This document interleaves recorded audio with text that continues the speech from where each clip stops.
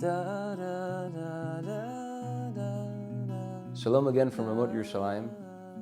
Parashat Vayeishev is a difficult parsha filled with difficult stories.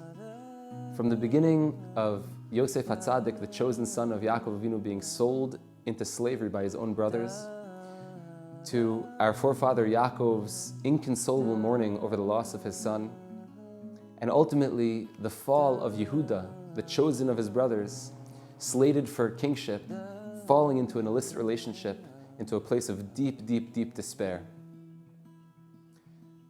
Chazal, our sages, give us a look behind the scenes from a divine perspective at what exactly is actually going on during this parsha.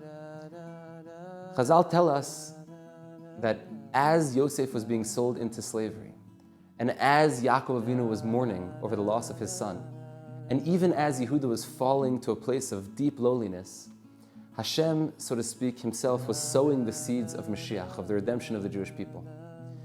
Rav Teichtel, in his Sefer Ema Banim Smicha, pointed out that if a person had a precious gem, a jewel, that they wanted to take through a dangerous forest or across a dangerous highway, and feared that perhaps along the way they might be attacked by thieves, it might be a good idea to take that jewel and to hide it in one's dirty laundry. If thieves are going to attack, that's not the place that they're going to look. Hashem has a way of organizing things, even if on the surface things seem chaotic and out of sorts.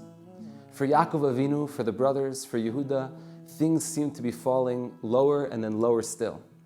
And for us, in our own personal lives, when we see chaos, when we see disorder, when we see personal failure, it might be tempting for us to see ourselves as lost in the grand scheme of what am I doing here? What's happening to me? I'm out of control. Chazal revealed to us that behind every failure, behind every bump in the road, the master of the universe, the Ribono Shel Olam himself, is guiding us. And sometimes the greatest diamonds are hidden in small and lowly packages. This week, let's try together to think about small bumps in the road and try to surmount them.